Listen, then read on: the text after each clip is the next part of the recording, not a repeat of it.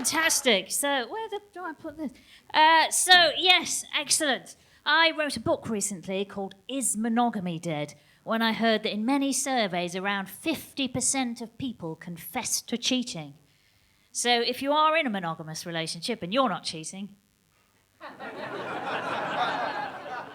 better look closely at your partner, because simple math says it has got to be them. Now, I have been studying the body language between people who are together in relationships, and I particularly love it when you see a couple and one of them is shorter than the other. I find myself fascinated, thinking, how did they get together? Did their eyes meet across a seesaw? Because height difference is quite scientifically interesting. I don't know if you know this, because men often go for a woman who's shorter, women go for a man who's taller, evens out in heterosexual relationships. But did you know in the gay world, these desires for a taller or shorter partner actually carry over? And it's quite hard for a short lesbian like me to catch out of a slightly taller lesbian, because she's looking for a taller lesbian and that, and it carries on in an endless spiral. And in some ways, it's quite good. Two gay people can't actually create a baby together, because, think about it, runaway evolutionary theory would mean that lesbians would evolve and get taller and taller and taller and taller and taller and taller. Gay men would get shorter and shorter and shorter and shorter and shorter until we couldn't possibly all coexist in the same society. It would be ridiculous. People would be like, oh, the lesbians are coming, run away. They're going to crush us with their giant Dr. Martin boots. Pick up that little teeny tiny gay man. He can't run very fast with those tiny legs. When I came out to my parents years ago, I did it on April Fool's Day. Thought I'd have a good get out if they didn't like it. Turns out they did. They were excited, like, oh, our daughter's done something interesting. I was the one who was all inhibited, didn't want everyone knowing, but they started going around telling all the neighbours, handing out flyers, printing up T-shirts, trying to get us all on Kilroy. My mum tried to tell me something about her and her friend Joan on holiday.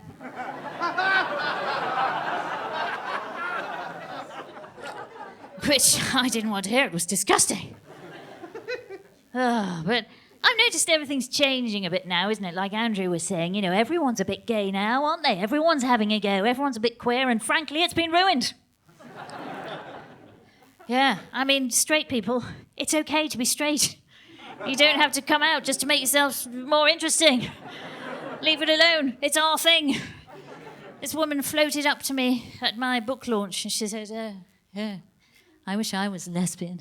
I wish I was lesbian. It would be so much easier. It'd be so much easier. And I said, have you tried scissoring?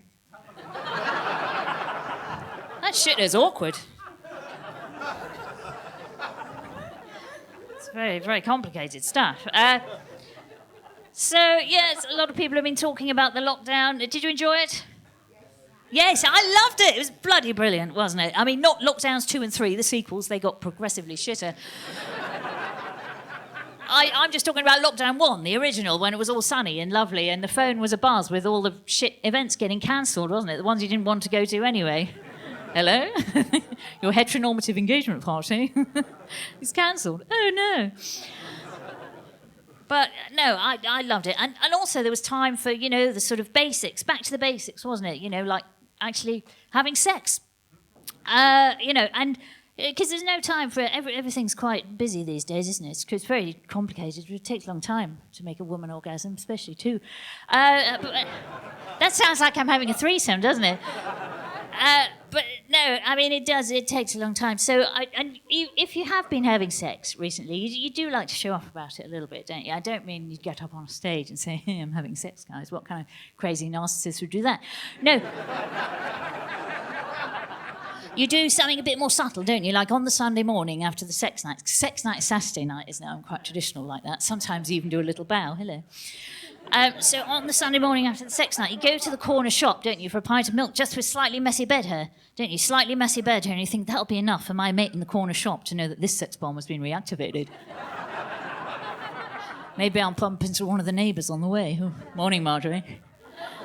Something different about me. And you think, maybe I won't even bother putting my bra back on because my lover's probably thrown it out the window. Then I remember I'm a woman in my 40s and I scoop my breast back up off my knees.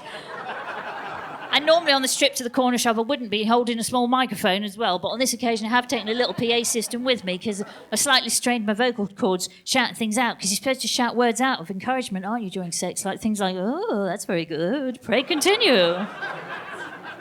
Because it turns out I'm quite posh during sex. I'm quite posh. My libido went missing in action for 2 years, came back talking like a Jane Austen character. Where have you been, libido? I don't know, but let's see if we can't take a turn about the grounds, get lost in the maze. I'm so posh, I've even been known to shout out, "Oh, crumbs!" But there I am in the corner shop getting my pint of milk, 2 pint of milk, and I think, what else can I get? What sexy things can I get? Let's get some croissant. They're French. We can roll about naked in the crumbs. We go, let's get some champagne. We can pour it over each other's naked bodies. Let's get some passion fruit. Let's get some oysters. They're an aphrodisiac, aren't they? It's a very well-stocked corner shop there, so we can... It's in my imagination. We can have what the fuck we want. So there I am getting my champagne and my oysters and my croissant and my passion fruit, and I'm thinking all this is going to be enough for my mate in the corner shop and Marjorie in the queue behind me to know that I'm having an amazing time in bed. Whereas what they actually think is that I'm having a breakdown. Which is possibly also true. Well, I'll just leave you with my tip from The Joy of Sex. It's from the chapter about kissing, because that's my favourite part of sex, because there's still hope. And, yeah, thank you. And it says, in the chapter about kissing, it says, a good mouth-to-mouth kiss should leave its recipient breathless, but not asphyxiated. Which is worth bearing in mind, isn't it? Thank you very much.